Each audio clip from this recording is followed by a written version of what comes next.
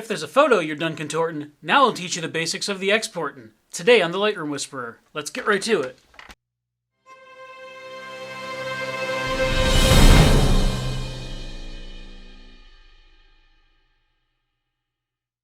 Exporting and Lightrooming is really the final stage for whatever you're going to use that image for. If you haven't seen my video on how Lightroom works, you should watch that. It'll give you a little bit more of an insight into the catalog and how Lightroom remembers different things.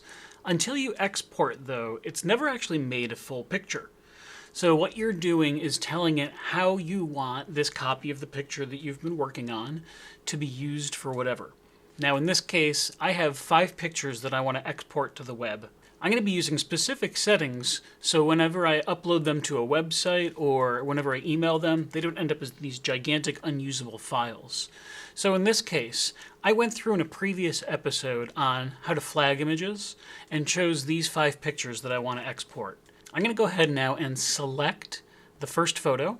When you have that little border around it, when you click on it, that light gray border is telling it that that's the selected photo. And then by holding Shift down and clicking on the last one here, I've now highlighted all 5. I can tell it to export a few different ways. I like the button. So down in the bottom left, there's a button that when I click will bring up the export menu. Since Lightroom, though, depending on the way your mind works, gives you different options, if you're more of a drop-down menu person, you could go to the File menu, and you'll find Export with the ellipse after there to open up another menu. Or the other way to do so would be, now that I've highlighted those pictures, I can do a right click or the 2-finger click if you're on a touchpad. And you'll also find in here, Export, and then in your sub-menu, Export with the ellipse to bring up the menu we're about to enter. Now, since I'm more of a button pusher, I'm going to go and I'm going to actually hit Export itself with the button. Now after I hit export, it's going to bring up this menu for me. Now keep in mind, we're just really touching on the basics of exporting here. These are the things that you could generally use to go and make prints or be able to export to the web. There's a lot more in this. We'll talk about each one of these different sub-menus here, but not all of them are going to be used the majority of the time. So the first thing I'm going to look at is, where is this exporting to? Right now I'm going to export to my desktop, and that's going to make it really easy for me to find if I just have a folder with the picture I want or the set of pictures I want sitting on my desktop. I can do whatever I want from there, whether it be email or otherwise. So in this case, it's already putting it on my desktop. I can see that. If it wasn't putting it there, I could go and hit the choose, and it will open up a menu, and then I could say desktop. At that point, when I say choose, it knows the desktop is where I want that location. Now, I don't want these 5 pictures just plopped all over my desktop in random, so I'm going to hit put in subfolder, and when that's checked, it'll allow me to then name a subfolder. Let's call this one Lightroom Demo. So now I've told it that on my hard drive, I want these pictures to be put in a specific place, which is on my desktop. And on the desktop, they'll be put in a folder called LR Demo. Now, next point here is file renaming. I, for this reason at least, don't need to rename these. If this was going someplace and the names were going to be prominent and I wanted there to be assigned specific names, I could do so here. But by not checking this box, it's going to leave the original name that my camera made. So if I do check this, we can go through, and there's a lot of different custom ways we can do so. But in today's case, we're going to leave that unchecked. Video, no videos in this. We'll skip that one. File settings. This is probably the most important, other than telling it where it's going to be going for most people. Now, a JPEG is the most common style of image file you're going to find. That's what you're going to be emailing back and forth. That's going to be what you post to websites most of the time. And if you're not making a gigantic poster print, that's probably even what the printer you're going to use is going to recommend you send them, is that smaller JPEG file. So here I've chosen a JPEG out of all of my options. And I'm telling it I want a little bit higher quality.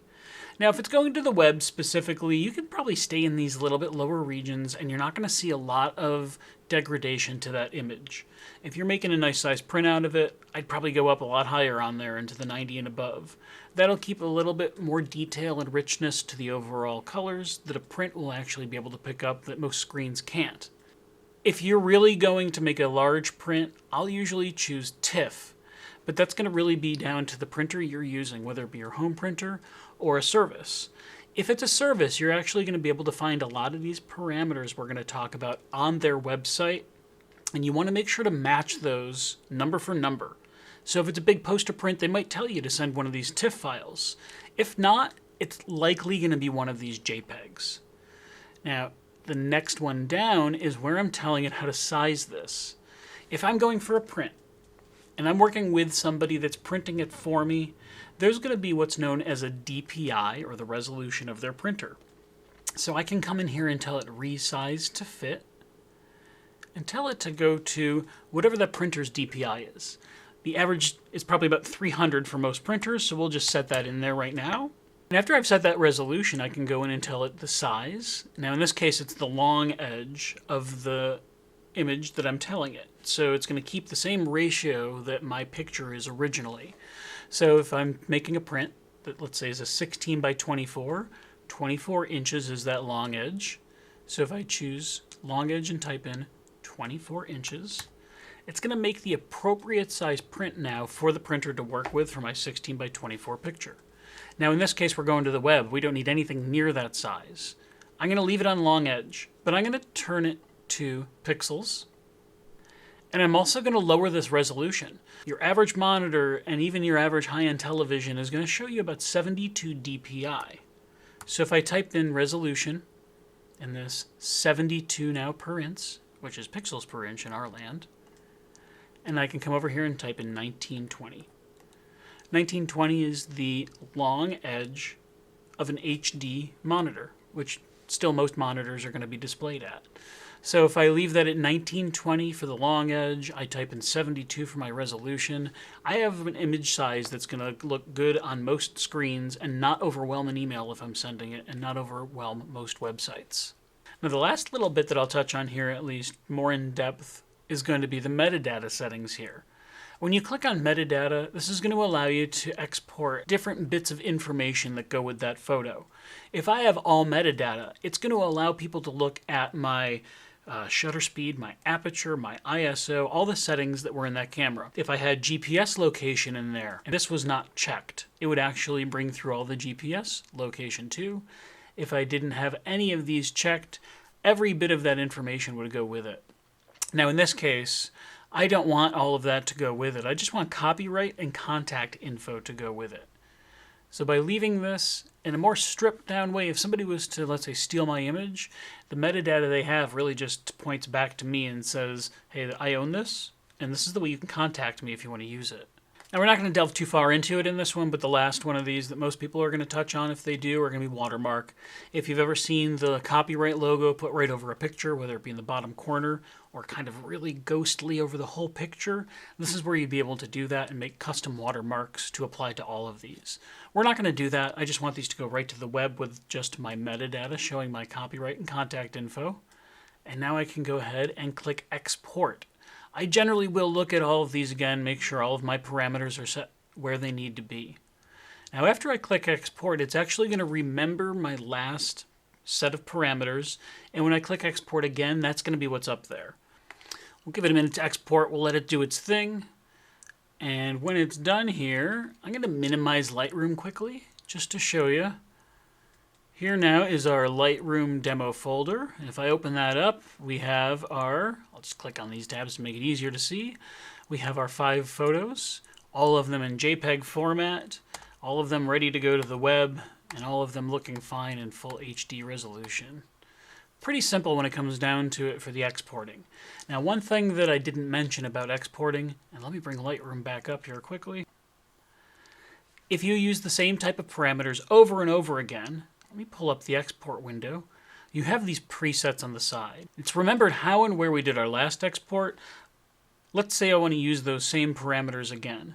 I can take all of these and hit Add, and then it'll allow me to name these parameters, and it'll save it in my preset list over here. You'll actually notice I have quite a few under user presets that have been saved. Whether it goes to my website, my blogs, videos, all these things have different sizes that I need to export for. This way I don't have to type it in each way or even remember it. Lightroom will do that for me. That's really it. When it comes to exporting, it's that final stage in Lightroom. It's that thing that essentially is what most people would think of as saving.